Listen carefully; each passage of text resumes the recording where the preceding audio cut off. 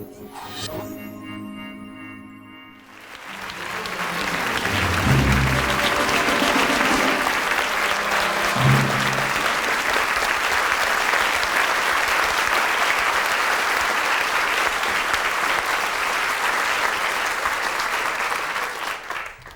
everybody, and welcome to today's lecture in which we're going to learn something about the temperature deep inside your bodies, because your temperature is one of the most important things for you to stay alive. Almost everything on the earth is affected by temperature. Whether it's physical, chemical or biological, they all change when temperature changes. I'm going to look at this using a very simple chemical reaction. I'm mixing here together two chemicals. This is actually a complex acid and an alcohol mixture, but I don't understand it, so you probably don't need to either. And now just put them there and give them a stir, and we'll see what happens. These are just sitting there at room temperature, and not very much is happening. Now I've got some of the same two chemicals here that have been in hot water, so now their temperature is higher. And we're going to see what happens to them. I'll put these here. Already you can start to see something happening. What you're looking at here is a three-dimensional foam being produced. This is actually the same foam that we use to fill the insulation on houses to keep you warm. This one, the hot one, is now going at great speed. In fact, it's nearly finished, I hope. And this one is only just starting to begin. So the cold one was going much slower. And this is very often the case for chemical reactions. When they're colder, they often go slower. When they're warmer, they often go quicker. Now, since almost all life is really just a set of chemical reactions, it's not surprising that we are also affected by temperature. And in fact, for you and I, keeping our body temperatures constant is one of the most important things in life. And this is one of the best examples of regulation, where the body has to regulate to keep the temperature exactly the same. So I hope you're all comfortable in here. It's a bit warm maybe. Let's have a look at what the temperature is. Well, it is a little bit warm. We can see on this old thermometer that it's about 70 degrees Fahrenheit. But of course these days we don't deal in Fahrenheit, we deal mainly in centigrade or Celsius. So using a modern thermometer, we can have a look here. That's 23.1. Well, yes, that's a little bit on the warm side. As I'm looking around you all now, I can see that some of you have got just a t-shirt or a shirt. One or two of you got a jumper on. And a few of you have even got a coat on. So presumably, some of you are feeling warmer than others. Yeah? Well, we can look at how warm you all are, because some of you have got these temperature strips. Yeah? Can you get them out now? The ones of you got it? Don't feel left out if you haven't. You can look at everybody else's. I want you now to put the temperature strip on your forehead and just hold it there, and we're going to see what your temperatures are. And then, first of all, we'll look at my temperature. Since I can't read it myself, we'll see if we can see it on the camera and see how hot I am. Well, it looks to me like I'm quite warm, between 37 and 38. Not surprising, really. I feel quite warm.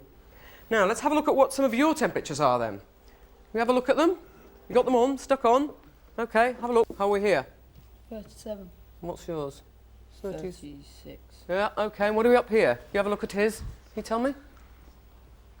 37. OK. And can you have a look at this one here? We won't do everybody. 38.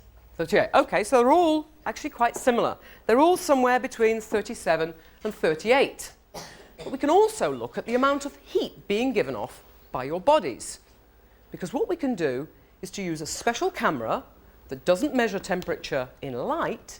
It instead measures the heat given off by your bodies. The same sort of thing that is used to seek out bodies when you can't find them. Live bodies, that is. And now, if we look at what you look like, we'll be able to see where you're hot and where you're cold. So as we look around, you can see the people with glasses on, the glasses are cooler. You can see generally your faces are quite warm. Yeah? Put your hands up, a few people in front of the camera. Hands up, OK, yeah. And you see your hands are also quite warm. You're all pretty warm. And you can see the scale on the left-hand side of the thermal camera. because the coolest is at the bottom and the warmest is at the top.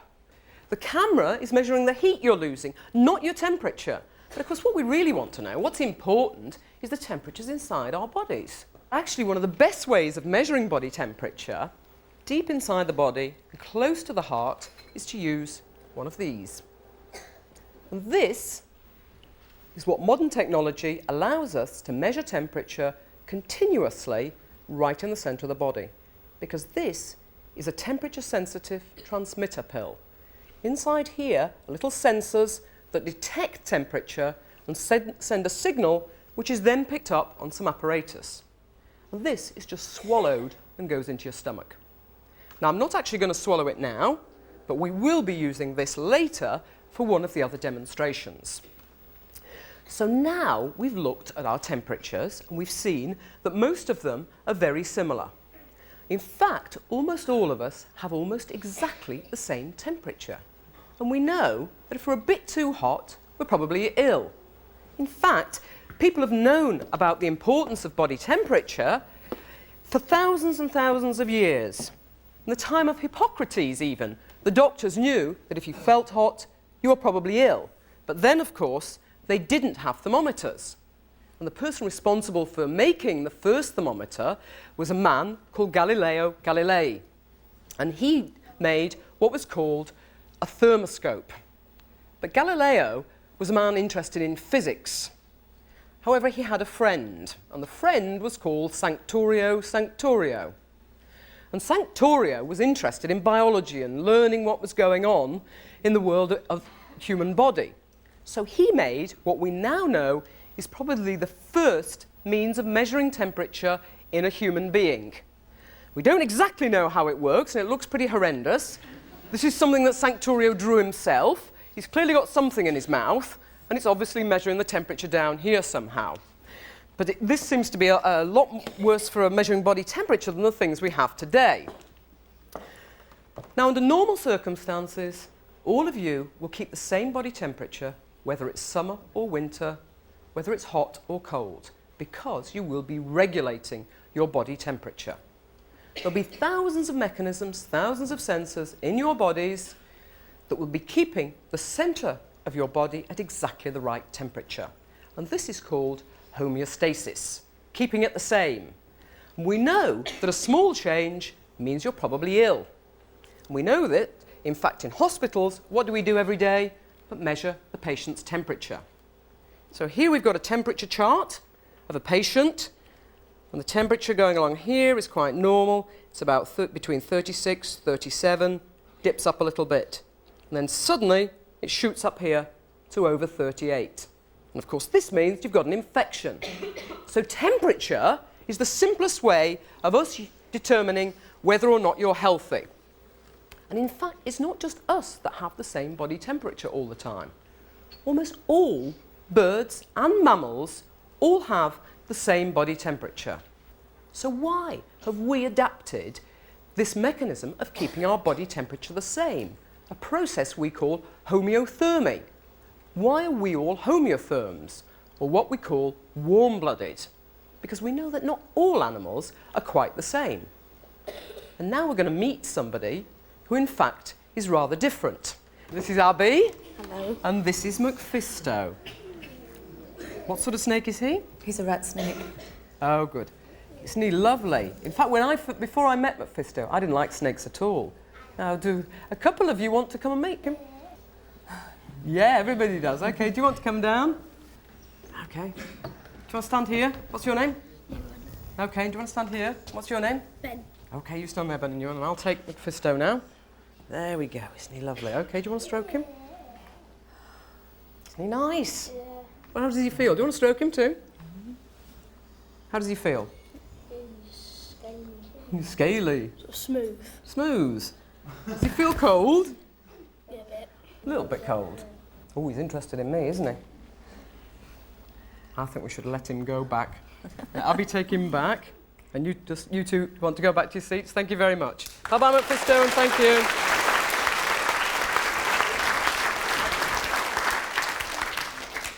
Now, Mephisto feels a bit cooler than we do, but he's not always cold. Sometimes he's cold and sometimes he's warm. It depends on the temperature around him. It's not really fair to call animals like Mephisto cold-blooded because sometimes they're hot. In fact, what we should call them really is poikilotherms.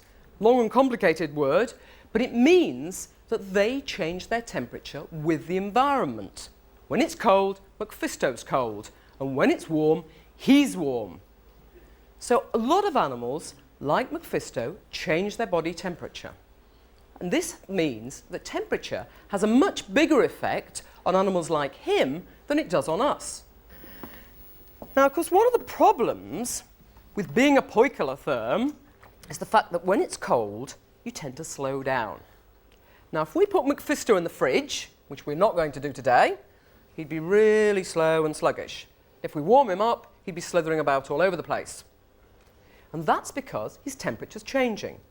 Now, we're not going to do that to him, but we can look at some other animals that are also affected by temperature. And these are seaweed flies. They normally come from the Eastern Pacific. Today, they're actually here on a day trip from Manchester. And there we can see the seaweed flies jumping around, moving about. And the reason they're doing that is because they're nice and warm. We've kept them in a warm place. And seaweed flies like to be warm. But we've got some more seaweed flies here that have been kept in the cold. And they're sitting around hardly doing anything at all because their body temperature has gone down. So when they're warm, they're active, and when they're cool, they're inactive. And in fact, if we leave these here under the hot lights, they'll probably start to warm up and move around. Some of the cousins of these seaweed flies that live in the colder parts of the earth, you can even freeze them. You can put them in the deep freeze, take them out, thaw them out, and they'll fly away quite happily. So for poikilotherms, animals which don't keep the same temperature, being cold means being slow. And of course, that means that they have to warm up in the morning. If we look, for example, at the iguana, first thing in the morning, he lies in the sun, sunbathing, so he can get himself warm enough to start moving. Before his body's temperature is warm, he's staying still. As soon as he's warm, he starts to move about. And as long as it's at the right temperature, he'll move about. But then, of course, when it gets too hot, he has to sit in the shade and chill himself down. So being a poikilotherm isn't such good news, really. Imagine if you had to sit in front of the electric fire for 2 hours every morning before you could get fast enough to walk to the school bus. It wouldn't be very satisfactory. But some poikilotherms have got an amazing adaptation that allows them to stay alive. Now, we know that most fish and reptiles and amphibians are all what we call cold-blooded. They change their temperature with the environment. But of course, this is a problem for animals like the shark. Sharks chase their prey, and they have to dive into cold water. But when they do, their bodies cool down. And if they go cold, they'll go slow. And if they're slow, they won't catch their dinner, and they'll probably starve. So this is a problem. But we knew that sharks stay fast when they're in the cold. So why is that when they're cooling down? Well, scientists did an experiment where they put a little tiny temperature pill into the shark when it dived into cold water. And they found that rather than cooling down, their brain kept the same temperature. And the reason is sharks have got a special thing called a brain heater. It's a little bit of tissue just behind their brain which helps them keep warm when they dive into cold water. Now, we don't know exactly how it works yet, but it's probably rather similar to heaters that we have, at least as babies, that we're going to be hearing about later. So we've heard that it's probably better to be a homeotherm like us, where we keep our body temperature the same. And that's why birds and mammals keep themselves warm. They've adapted and evolved to regulate their body temperature very precisely. But isn't it odd that almost all birds and almost all mammals keep their temperature at almost exactly the same level, certainly between 35 and 40?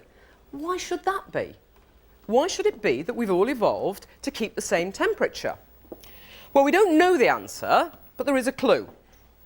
We know that we, like almost all other mammals and birds, contain mostly water. You can heat up water, let it cool down again, but to heat it up, to raise the temperature means you've got to put heat into it. And the amount of heat it takes to raise the temperature of water isn't always the same. It depends on the temperature you start at. So if the water begins at 20 degrees centigrade, it needs a lot of heat to make it a little bit warmer. Then you need a bit less heat to push it further, and a bit less heat, and so on. And if eventually you get down to a minimum. But then as you get hotter still, again it starts to take more heat to get it warm. So this point is where we need the least heat of all to warm up. And this temperature here is remarkably close to the temperature at which we regulate our bodies. In fact, it's about 35 degrees centigrade. So this means that we have adapted perfectly such that if we're a bit chilly, for example, if we do get cold, then we need very little heat to warm up again. If we were adapted to maintaining our temperatures at 20 degrees centigrade, we'd need a lot more heat and a lot more energy to just warm up that little bit. Now, we don't know for certain that that's the answer, but it seems quite a likely explanation. So, regulating our temperatures is extremely important. And one of the reasons it's important is because we have to control all those chemical reactions in our body. We saw the reaction at the beginning, which changed when the temperature changed.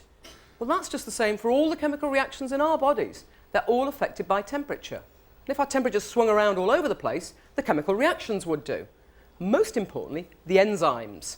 And that's why I'm sitting here with some liver in front of me. This is liver from the butchers. And liver contains a very important enzyme called catalase. And catalase is extremely important because it gets rid of something harmful called hydrogen peroxide. Hydrogen peroxide you may know as bleach, but it's actually something that's produced in your bodies and in your livers. And in order to get rid of it, we have to have an enzyme called catalase. And we can now look at the activity of catalase in these livers by adding hydrogen peroxide. And if it's working the enzyme, then it should convert it into water and oxygen. And I'm just putting on some safety glasses and some gloves. Now, first of all, on the right, we've got some cooked liver. So the enzyme will either have been destroyed or badly damaged, and it probably won't work very well. So if I pour some hydrogen peroxide in, not very much is happening. But here, I've got some liver that hasn't been cooked, so the enzyme activity should be normal. But this one is warm, and this one is cool. And so now we're going to see what happens to these two. Whoa! Well, what's happening is the enzyme is acting on the hydrogen peroxide and getting rid of it and turning it into oxygen and water. And you may have been able to see that this one went straight away because the temperature was high, and this one took a bit longer because it was cool. If you've got a cool liver, you won't be able to get rid of your hydrogen peroxide and you die. So you have to keep the temperature exactly the same. Now, we've learnt about keeping our temperatures the same. We've learnt why we probably keep them at the same temperature. Now we've got to understand, how do we do it? How do we regulate our body temperatures? Because just imagine, if you had to design a central heating system that kept the temperature in the centre of the house exactly the same, within half a degree centigrade, summer or winter, whether it was full of people, empty of people, whether somebody had opened the door or not, it'd be a very expensive and sophisticated system. And that, of course, is what you have. Now, we know that regulating temperature is a balance. It's a balance between the amount of heat you produce and the amount of heat you lose, because that's what determines how warm or cool you are. What we're going to do now is to just look at the different ways we have of transferring heat, whether we lose it or we gain it. And there are 4 of these. And how much heat is transferred, first of all, depends on what it's transferring from and to, whether it's from us to the air, from the air to us, or from us to water. So it's important to look at the type of material to understand how much heat it will lose. It's not just the type of material, it's also the colour. Now, I've got here what they tell me is some nitrocellulose paper, explosive paper. Oh, by the way, while we're here, I don't know if you noticed, but the seaweed flies that were cold before, they're obviously warming up because they're now moving around. So they're all quite healthy. Now, this nitrocellulose paper, when it gets warm, burns. And I have to stand back in a moment. If I just turn this on. Oh, it's getting warm. There's nothing happening to it. So, I'll turn the light off. Okay, what I'm going to do now is to put a black dot on it. Okay. And turn it on now. We've got... Whoa! You see that? Suddenly, a black dot and it explodes. Why is that? Didn't do anything when it was white, and almost as soon as I put the black dot on it, poof, went up in flames. Well, it's because black things absorb more heat than white things.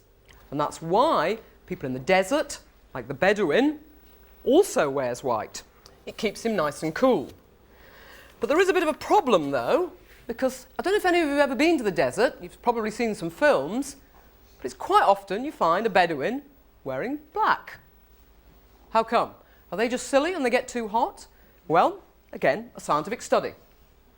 The scientists went to measure the temperature of the white robes and the black robes, and they found, not surprisingly from what we've just learnt, that the temperature of the white robes in the hot sun was 41 degrees centigrade. Pretty warm.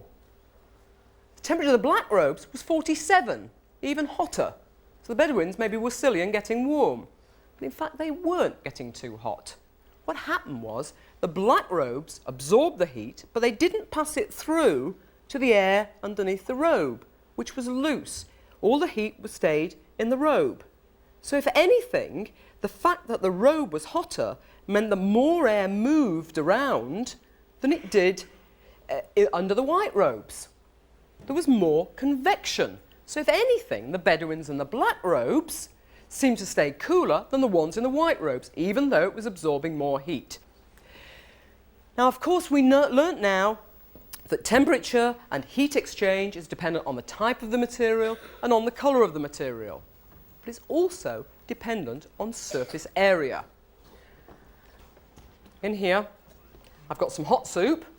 I'm going to pour it into a large wide bowl and into a mug. Okay, we'll pour some into the, oh, it looks like tomato soup. Pour some into here and some into the mug. Okay, put a bit more in here, make sure we've got the same amount. Now, you all probably know that there's more heat coming out of this one and it cools down more quickly. But actually here we can summarise all 4 different types of heat loss. Radiation, convection, conduction and evaporation. And to do this, we can look at the temperature of the bowl and the cup again on the thermal camera to see if they're any different. Well, already you can probably see that the bowl here is cooling down more quickly than the cup because of this big surface area. And what's happening is that the soup is cooling down by radiation to the air, by conduction into the bowl and the cup, by evaporation as the water evaporates. We can actually increase the conduction if we put the spoon in it now. See it there? And of course the other way that we can lose heat from here is by convection. And we can see that if I blow on it. Do you see that? We'll try it again. You see it's warming up again. And now if I blow on it again, it's cooling down. So there are lots of different ways these are cooling down. And we, in fact, use all of the same ways to cool down our bodies. We lose heat by conduction, convection, evaporation, and radiation. All of these, of course, are dependent on surface area. The bigger the surface area, the greater the heat loss. Just think about it. You're lying in bed, it's a hot summer's night, what do you all do? Spread out, okay? Spread out to increase surface area. Yeah, that's right, spreading out. Spread out to increase your surface area so you'll lose more heat. But when it's a cold, chilly night, you'll curl up, okay? To reduce heat loss from your body. And of course, that's exactly what all animals do. They curl up in a little tiny ball when it's too cold, and they spread out when it's too hot. And many animals not only do that, but they huddle very close together. And these are probably the best examples of huddlers you could hope to find. The penguin. Penguins live in the cold Antarctic, standing on the ice. They keep warm by all keeping very close together and keeping their heat in. Now the poor chaps here, looking pretty unhappy, walking around the edge, they'll get a chance in the middle as well, because they will move into the middle and then take their turn there before moving out again. Now I've mentioned several times about surface area, because surface area is extremely important in temperature regulation. And it's particularly important when we compare big animals with little animals, because big animals tend to lose proportionately less heat. And to try to understand why that is, we're going to look at these two nice silver Christmas baubles we've got here. And because this one's rather large, I'm going to get Ilya to give me a hand. I can tell you that inside these, they're not as exciting as they look, but we know that this one has a diameter that's twice as big as this one. So the diameter across the big one is twice the size of this one. Now if I can unwrap them.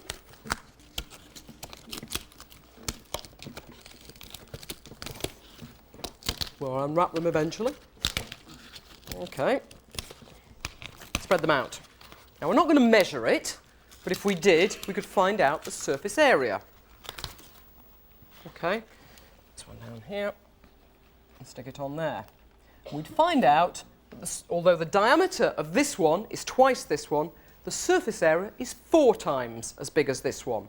So proportionately, the surface area is bigger. But now if we're going to look at the volume, Ilya can start to empty his because we've got them full of water, so it's an easy way of measuring volume. And I can also look at mine.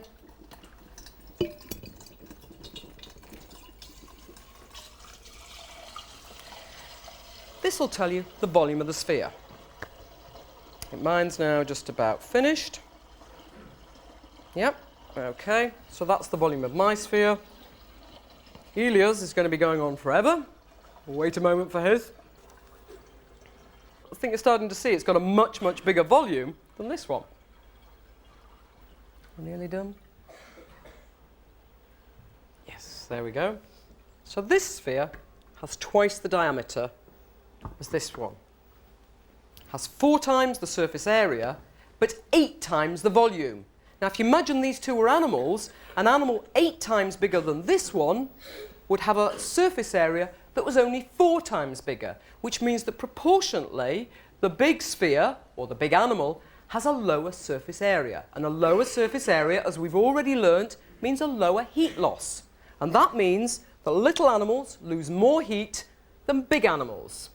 And that's why little animals have to eat so much to keep warm. This little baby shrew, for example, tiny little animal, he's got a very tiny body, so he's got a proportionately high surface area. That's why he's got to eat more than his own body weight in food every single day. On the other hand, very big animals have difficulty keeping cool. And in fact, even in the sea, there are many stories of the early whalers who used to catch whales, saying that after they'd been chased for a long time, when they got the whale in, they were very, very hot, and the meat was already almost cooked. And that's because they have a huge volume and a relatively small surface area. So size is very important in temperature regulation. And surface area isn't just affected by the size of the animal, it's also affected by things like legs and ears. So for example, if you've got long legs and long arms, you're likely to lose more heat. And in the desert, for example, having long legs or long ears is particularly important. So the jackrabbit here has big ears to keep himself cool. His friend, though, lives in the cold snow here, and he has much shorter ears. So of course, what you tend to find is that in warm climates, animals have long legs and long ears to let them lose enough heat. In cold climates, though, they tend to have much shorter legs and much shorter ears. So now we're starting to see a lot of ways in which animals are regulating their body temperature. What would you do if you wanted to keep the temperature of your house warm? Well, you'd insulate it, perhaps with some of the foam we saw earlier. What would you do if you felt cold? You'd all put a jumper on. You'd increase your insulation. Now, of course, a lot of animals have natural insulation because they have thick fur, and some of them is thicker than others. And now we're going to meet Nimble. What's Nimble? He's a chinchilla. Hello. Aren't you lovely? Are you coming to me? It's off the tail. Okay.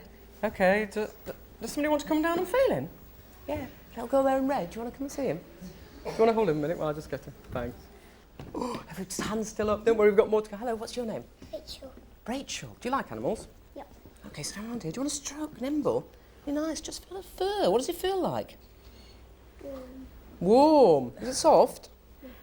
Yeah, lovely and soft. Okay.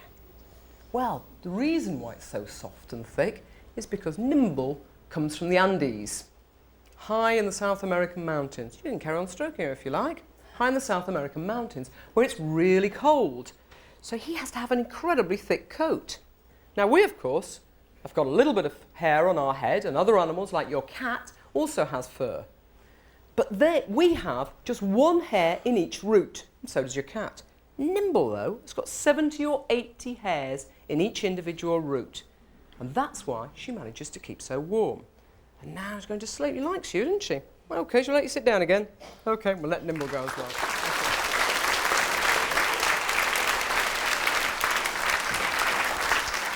The reason why fur is so good is because it traps air in it. And of course, when animals are cold, they raise the fur to trap more air. But it's only important, really, on the land, when you live in air. Because in air, the fur can trap air inside it and keep it well insulated. Of course, it's not so good when it's in water. So a fluffy little animal like this isn't very good if he dives into water. Of course, we know why. Well, he hasn't drowned yet. We'll take him out quick because... Let me just squeeze him out. Because, of course, his fur is now all wet and he can't trap air in it anymore. It also means he probably wouldn't be able to swim very well with all that fur. So most animals that live in the water have adapted a different way of keeping warm. Let's have a look, for example, at the elephant seal. They keep themselves warm in cold water with blubber. And that's exactly what we put on ourselves if we're going to go into the really cold water in the middle of winter. We insulate ourselves with fat. Now, of course, when you get out of the cold water, you can still feel chilly, even when it's in summer. And the reason you feel chilly is because there's water evaporating from the surface of your body. And this is one of the other ways we've heard that you can lose heat, through evaporation. Now, of course, you can see that quite easily because, for example, if you just take your hand, lick it, everybody lick the hand, blow on it. Feel cool? No. Now, sometimes we jump into cold water when we're too hot, swimming pool, for example. But we have our own way of using evaporation to keep cool. We all know, for example, that we lose water when we breathe. We can see that if you breathe in the mirror in the morning, or you breathe on the window. It steams up because of the water. But the main way that we lose heat through evaporation is with sweating. Now, we actually have about 2.5 million sweat glands on our bodies. No wonder we get dripping when it's really hot.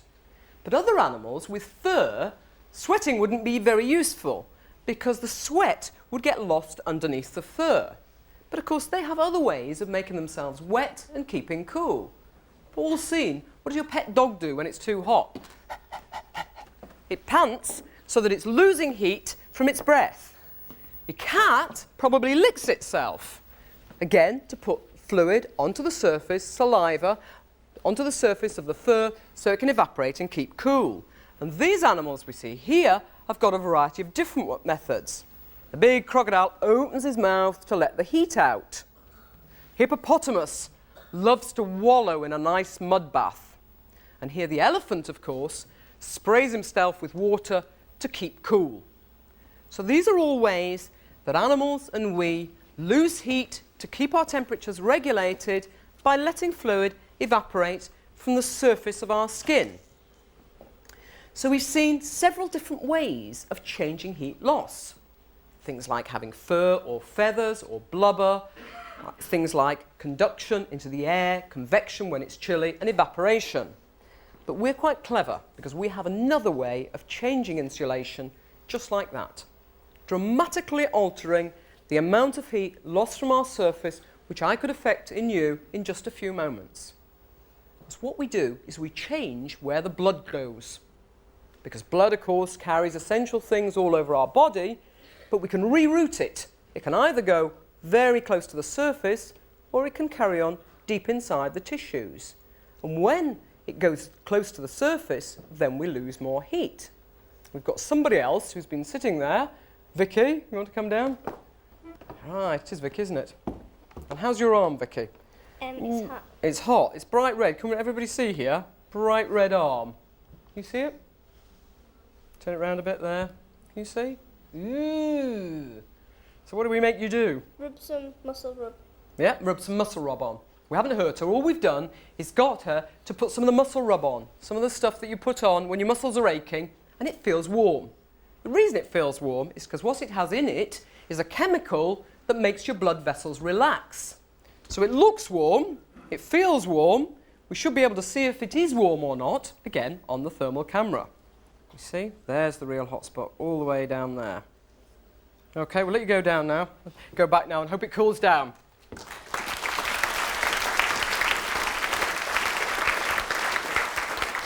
In fact, we can change the blood flow through our skins by about 100 times just by relaxing or constricting and shutting down those blood vessels. And that's why when you're hot, you look pink and flushed because all the blood's flowing to the surface, and when you're cold, you look pale. It's exactly the same for the walrus. When he's been in the water, his blood flow to his skin is shut down, so he's pale. He's been trying to keep warm. His friends, though, that have been sunbathing all day, they're nice and warm. And if he stays here and lies down in the sun for a while, his body will again go nice and pink, and he'll be warm. So, now we've seen quite a lot of different ways of regulating our temperature, but all of them have involved changing the amount of heat that's lost. It's very good. You should insulate your houses, but of course, what do you do when it's really cold? It's not enough just to shut the windows and increase the insulation. If you're at home, you probably light a fire or switch on the central heating. And that's exactly what we do. We don't just change the amount of heat lost from our bodies, we also alter the amount of heat it's producing. Now, how do we do that? Well, first way, you probably all know, when you're feeling cold, standing outside, watching the football or the netball, you start moving about like this, you know, moving around, moving your muscles about, okay? And what you're doing is your muscles are moving and they're producing heat to keep you warm. Another way, of course, you can move your muscles, which you don't control. Shiver. Okay, exactly the same thing. But the problem with shivering is it's not really very efficient. Most of your muscles that shiver are your arms and your legs, whereas we know the places you've got to keep warm are things like your heart and your brain. And for little animals, it's not very good at all. Poor little chaps like the shrew wouldn't be able to stay warm if he could only shiver. But little animals in particular have adapted another way of keeping warm called non-shivering thermogenesis. And to do this, they activate a specialized tissue called brown fat. And little animals like the rat have lots of brown fat all around the major organs in the body because brown fat is important for keeping them warm in the cold. Now, human babies also have brown fat, and they have it because they can't shiver. When you're first born, you haven't yet developed a mechanism of shivering, so you need brown fat. Probably we adults have very little brown fat left now. But brown fat isn't like ordinary fat. It's completely different, and it looks different. This is a brown fat cell, and in it there is some fat, but there's also these little things called mitochondria, powerhouses of the cell, which produce lots of heat. brown fat's supplied by nerves, and when they're activated, the brown fat's switched on, and it starts to produce heat. When it does, the mitochondria are activated, the fat is used up, and the baby or the little animal is kept warm. When the activity goes off, then gradually it stores more fat for later. So brown fat and thermogenesis are extremely important ways of keeping warm. Now then, we've seen something about the balance of temperature, the balance of heat production and of heat loss. But for any system like this, you need a master controller. And where is that master controller? Well, of course, not surprisingly, it's in the brain. This is the inside of my brain.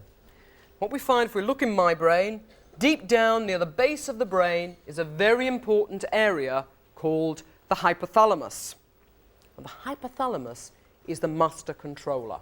It's a bit like the master controller on your central heating system. And the sensors for it are all over the body. Temperature sensors in every one of your fingers, your hands, your legs, your toes, and particularly inside in your heart, and particularly in your hypothalamus. And the hypothalamus also collects all of the information about the temperature all around the body and checks if it's right, because the hypothalamus knows what the correct set point is, just like the temperature you've set on your central heating. If the temperature is below the set level, you have to get warm, shiver, shut down the blood flow. If it's too hot, maybe sweat, spread out, and so on. And this is where it all happens. And this is the site of regulation of body temperature. There are, of course, odd times when temperature goes up. And we heard about this at the beginning. That's when you're ill, and that's how we tell when you're ill. Because even the old thermometer here shows fever heat. 110 here was more than fever heat. Anybody who's that warm has probably got a serious problem. And what happens when we get a fever is the bacteria cause the set point in the hypothalamus to get switched up. It's a bit like somebody running in and turning up your central heating system too high. So now the boiler, and in this case the body, thinks you're too cold and starts activating mechanisms to get warm again. That's why you start to shiver when you've got an infection, because your set point's been turned up. Now, of course, this is quite useful because having a high temperature tends to kill off bugs. But then when you get better, set point goes down, and now you find you're too hot. So now what happens is you're sweating and trying to lose heat. So we've learned quite a lot about the fine balance needed for regulating our body temperatures, one of the most important parts of staying alive. And now, in the final demonstration, we're going to have a look at how this actually happens in real life. We're going to put all of these things together and see what happens when we get somebody to really regulate their body temperature. Now, for this, I'm going to need some help. It's going to be quite complicated, and we have 5 young scientists who are going to help us, I'm afraid. Already been checked. And you come down now. And we had to do this because this is rather complicated equipment, so we have to spend some time training everybody. At the back here we have Yemi, who's going to be on time control, measuring the time gone. Okay, do you want to go down there? We've got Gemma down there, Stephen here, Sarah, and Mike. What we have here is a bath of water, very cold water. In fact, it's about 10 degrees centigrade. And what we're going to do now is we're going to see what happens when we put somebody into this bath of water at 10 degrees centigrade. Now, you probably know that's very cold. Yeah? And when they do go in, we're going to make lots of measurements just to see if they can regulate their body temperature. Now, this is not something you should ever do at home. 10 degrees centigrade is very dangerous. Okay? And that's the reason we have some medical support standing by. Now, I'm not going to ask one of you to volunteer because we've got somebody who has already foolishly agreed to do it. Can I welcome him on now? This is Rob. Look at that. Okay? And Rob is one of my PhD students. Hopefully soon he'll be Dr. Rob, but of course we all know that PhD students volunteer for anything their professor wants them to do. So Rod's kindly agreed to be here. Now, what we're now going to have to do is connect Rob up to quite a lot of different bits of equipment. So if Elia can come and give us a hand, we'll start connecting him up, and I'll explain as we go along. The first and very important thing we're going to be monitoring on Rob is his heart rate. And we're going to be monitoring not just his heart rate, but his ECG, electrocardiogram. Now, this tells us about the electrical activity of his heart, but it's also very important because when you get into water at 10 degrees centigrade, you can get odd heartbeats. So this will tell us if we need to get him out quickly. It'll also let us look at his heart rate. Well, resting heart rate's normally about 70, and Rob at the moment is 99. Can't imagine why. You're okay in there, Rob? Okay. Now, he's also got all sorts of things connected to him. He's got a temperature probe connected to each hand. Okay, this one's on his left hand, and I understand that Sarah's going to be looking after that and monitoring it, so you're happy with that. Temperature probe connected to his right hand, and Mike's going to be looking at that. We've also got a measurement of his core temperature. And the way we're going to measure core temperature, we hope, is from here. Because Rob did swallow one of those transmitter pills earlier. You did? You did. Good. That was the least of his problems, swallowing the transmitter pill. So we can now monitor his temperature, and that will be showing on there. And Stephen will be looking after that. As soon as he gets nearer, we should be able to read it. And Stephen's also going to be watching Rob to make sure that he's okay. Now, before we start, are we all ready to go? And I'm going to write out the numbers. Yemi's going to be timing, so we'll take the before measurements first, and this will be a practice run. Gemma, what's the temperature of the bath? 10 degrees. 10.0, exactly. Spot on. And what's the core temperature?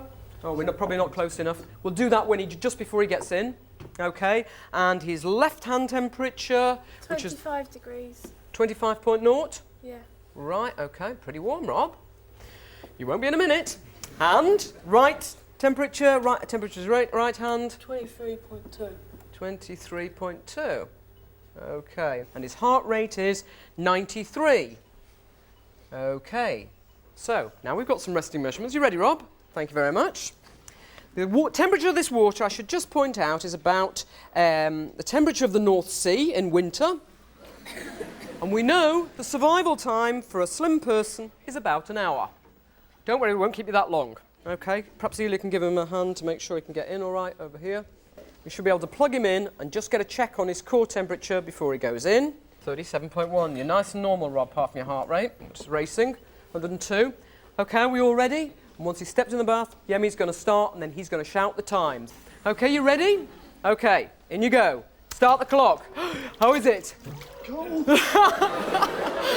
Right hand in the water, left hand out of the water. How are you, Rob? You all right? 120, and he's still going. 132, it's all right, Rob, it's all right. Bit of ice in there, just in case. Is temperature okay? 141. He's got a heart rate now of 141. Does it feel like it? You all right? You all right? Yeah. 148 and still going. 149. Must be getting better now. No, you okay? Yeah, you're okay. It's all right. Is his ECG all right? It's fine, good. It's a bit fast, 155 now. My goodness. You okay? Yeah? Right, we're going to take some measurements in a minute. I'm getting ready to write down. Everybody ready at their stations? 160 and still climbing. You okay? Yeah? And he's shivering already. He's only been in there half a minute. Heart rate 155. It's calming down. You're doing all right, Rob. You're doing fine. Okay, we're going to be ready to take the first set of measurements. 1 minute. 1 minute. Bath temperature over there. 10.2. Oh, no, it's going up. Get some ice in, quick.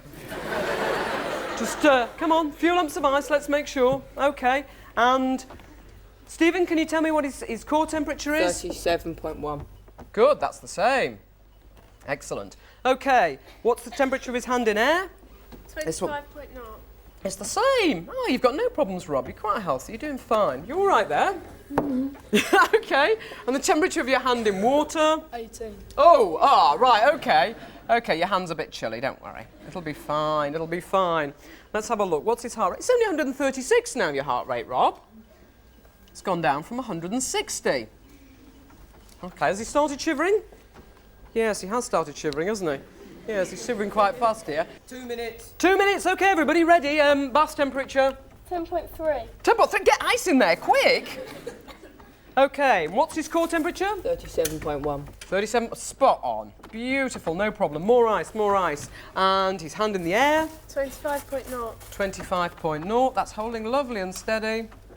And his hand in the water. 16.4. 16.4. Okay, so that's dropping nicely, isn't it? Heart rate, 136. We'll get you cooled down yet, Rob. Okay, so how's that? I'm getting a bit worried about that bath temperature. How's it doing? It's still 10.3. Throw some more ice in. Yes, a bit more up this end here, a bit closer to him. I mean, it's no good up there just getting his feet cold. Come on, we want to get him all cold. Right, if we've got a moment, we can just have a look how Rob's looking, how his face is looking on the thermal camera now, maybe. That would be nice to be on the camera, wouldn't it, Rob? Yes, how are you looking? Let's see how you compare to me, say. Yes, your nose has gone nice and cold. 3 minutes. Good. 3 minutes, okay, bath temperature. 10.1. Oh, that's better. Just a bit more ice, not too much more ice. Core temperature. 37.1. 37.1. Okay, and he's shivering nicely here, I can see. Can you hear him? Whole bath shivering. Okay, hand in air. 25.0. Ah, no problem, you're just quite warm. Hand in water. 14.8. 14.8. Ah, right, okay, we are cooling down a bit now. Good, and what's his heart rate? 137. You're still racing a bit here. You feeling all right? Yes, can you speak? Can you speak to me, Rob? Yes? Yes, you're okay. He's all right, you think? Yeah, we're okay. We're doing okay. Good, good, good. And he's shivering nicely here. 4 minutes. Bath temperature, right? Okay, never mind that one. 10.1. 10 point, bit more ice. Okay, core temperature. 37.1. 37.1. And hand in air. 25.0. 25.0. And hand in water. 14.0. 14.0. Oh, we're going down now. That's good. Heart rate 126. You must be calming down, Robert. How do you feel now compared to before? Great. Disagrees with me. A little bit better, is it, than it was? Kind of numb. Kind of numb. Now, what I was going to say, normally what happens is when you first get in, it feels really bad. But after a while, it doesn't feel too bad at all. Does it, Rob? That's because when you first get in, all the temperature sensors are firing off saying cold, cold, cold, cold, cold. But what's happening now is the temperature of the bits of him that are in the water are going down. So they're quite similar to the water. 5 minutes. Oh, 5 minutes, right, go on. Bath temperature. 9.7. Oh. Sorry, Rob. No more ice. Okay, right. We're all right with 9.7. Right, okay, core temperature. 37.2. It's going up. Interesting. Hand in air. 25.2. 25.2. Hand in water. 13.2. 13.2. Oh dear. That's not very warm. Okay, and now your heartbeat is 110. Feeling a bit better? Yeah? As I was going to say, when you first go into the sea, it feels really cold, but often you say after a few minutes, oh, it's not that bad really, is it? I bet you don't think it's too bad at all now, do you? Have a quick look at him on the thermal camera and see how he's looking. If he's cooling down a bit here. Oh, yes. Can you see the dark bits on his nose? It's like ice there, isn't it? The rest of him's still quite warm. 6 minutes. 6 minutes, OK. I don't think we want to keep him in too much longer, but what's the bath temperature? 9.8. Oh, that's all right. No problem at all. OK, and core temperature? 37.2. 37.2. OK, and hand out of the water? 25.0. 25.0. And hand in the water? 12.8. 12.8. OK, and heart rate 112. Well, just looking at this, I'm thinking we'd probably better just take one more reading in a moment and get him out, actually. I don't think we want to keep him in here too long, do we? I'm a bit worried about the fact he's going numb. He's not going to be able to tell us whether he's about to keel over or not. So I think we should probably take one more reading and then let him get out of here. He's got a bit quiet as well, hasn't he? OK, so we're ready for the last reading and then we're going to let him get out. I'll tell you what. 7 minutes. 7 minutes, OK. It's nearly there, Rob. Bath temperature? 9.9. OK, and core temperature? 37.2. 37.2. And his hand in air? 25.0. 25.0. And his hand in water? 12.4. 12.4. It's almost as cold as the water. And his heart rate is now 108. Okay, I think we should get him out now, probably. Okay, you're right. All right, can you stand up? Oh, how are your legs? You all right? No, You can't stand up. You all right? You all right? Okay. Can you manage to stand there for a moment? We'll just have a quick look at you on the thermal camera while you're shivering there, shall we? Okay, if you can just stand there. Look at this, where the water's come to. Okay, just go back up again and have another look. Yeah, you can just see exactly where that water's come to. Okay, Rob, I think we'll let you get. You're all right. Okay, I'll get these round you. Okay, come on. Get this round here. And let you sit down. Okay, you did fantastically well, Rob. Thank you.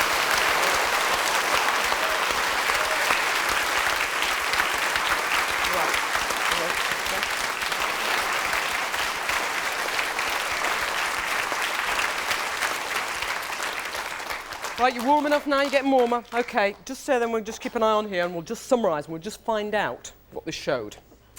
Well, he went into a bath at 10 degrees centigrade and at the end of it, it was still 9.9. It was still at the temperature of the North Sea. His hand in the air stayed about the same, 25 degrees centigrade. His hand in the water, though, was heading down all the time and had got as far as 12.4. In fact, it probably would have gone even colder. His heart rate, from 93 at resting, which was already high for Rob, screamed up to about 160 just after he went in. Even then, it stayed at 136, 137 all this time. It was just starting to come down a little bit. You saw him shivering violently, you saw his nose going cold, and what happened to his core temperature? It started at 37.1 and it ended at 37.2. If anything, it was slightly warmer, probably because he was shutting down all the blood supply to his hands, so he was actually managing to keep his core temperature precisely at the right value. He didn't get cold at all. Now, he might have done if we'd left him a bit longer, but this shows what we've learned today, that you can regulate your temperature precisely. And now I think we'll let the volunteers go and thank them very much for helping.